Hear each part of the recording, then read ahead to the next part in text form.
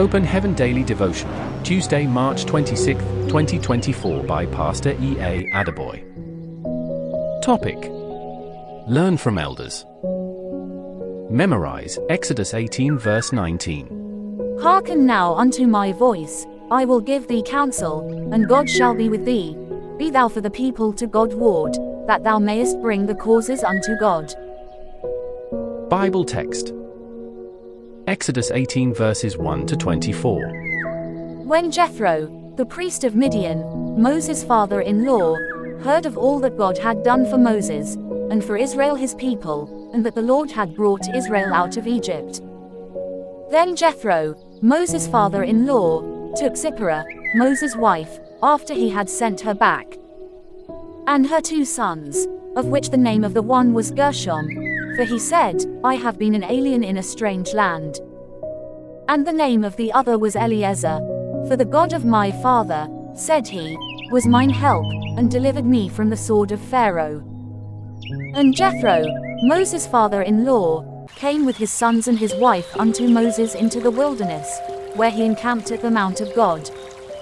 And he said unto Moses, I thy father-in-law Jethro am come unto thee, and thy wife, and her 2 sons with her.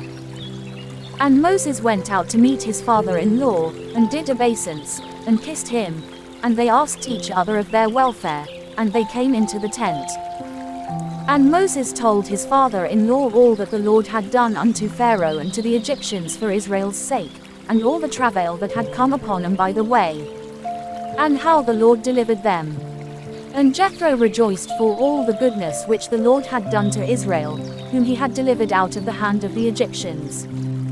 And Jethro said, Blessed be the Lord, who hath delivered you out of the hand of the Egyptians, and out of the hand of Pharaoh, who hath delivered the people from under the hand of the Egyptians.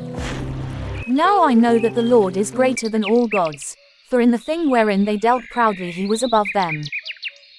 And Jethro, Moses' father-in-law, took a burnt offering and sacrifices for God, and Aaron came, and all the elders of Israel, to eat bread with Moses' father-in-law before God. And it came to pass on the morrow, that Moses sat to judge the people, and the people stood by Moses from the morning unto the evening. And when Moses' father-in-law saw all that he did to the people, he said, What is this thing that thou doest to the people? Why sittest thou thyself alone, and all the people stand by thee from morning unto even? And Moses said unto his father-in-law, Because the people come unto me to inquire of God.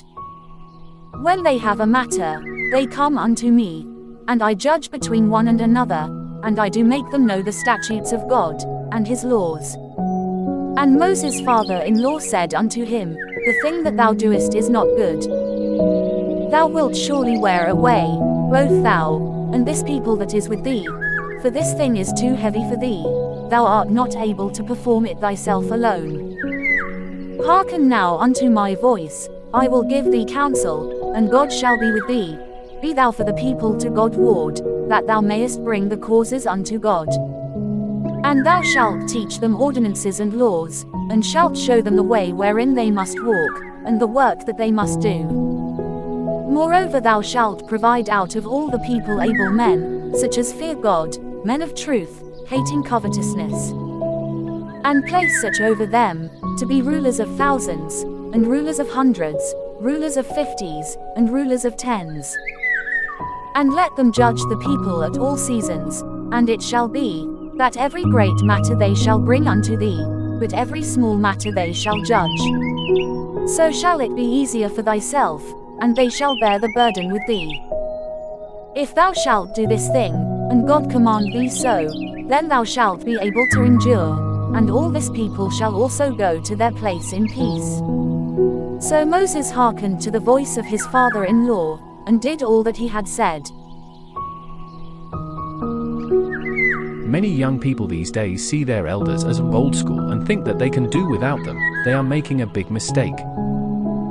I know there's a lot of advancement in science and technology these days, and that the youth have more access to information than ever before, but no matter how many resources they have, there is one thing the elders have that they do not, and that is experience. The The elders have walked the path you are walking now and can tell you the outcome of whatever you are doing, even before you start.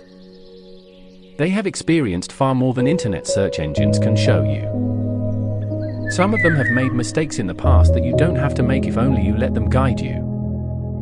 The problem, however, is that many youths think that they are very wise, and such thoughts can put them in trouble. There is a popular saying in Africa that what an elder sees while sitting on a chair, the child cannot see it, even if he climbs a Iroko tree. I learnt a lot from the late Pa S.G. Elton, though there were bits of advice he gave at the time that I thought were wrong. Today, I now know he was totally right. Thank God I listened to him. There are things about yourself that you don't know and cannot see, but an elder will see them and advise you appropriately.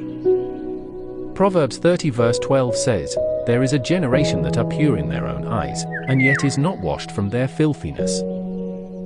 You could think that your talent and knowledge are enough to make you successful. But an elder will point your attention to a character flaw that you must get rid of if you really want to be successful. When you're employed in an organization, respect those who have been there long before you. In church, give ears to what the elders have to say. At home, don't neglect the advice of your parents, grandparents, uncles, and aunties. When you do this, they will share some of their valuable experiences with you, and with the help of the Holy Spirit, the Spirit of wisdom, you will be able to put all their bits of advice together wisely. This will give you an unparalleled advantage over your peers in the journey of life. Key point: the elders in your life are there to guide you with their experiences. Listen to them and honor them. To complete the reading of the Bible in 1 year, please read the book of 1 Samuel chapters 17 to 18 today. Our devotional hymn is hymn 30. When we walk with the Lord.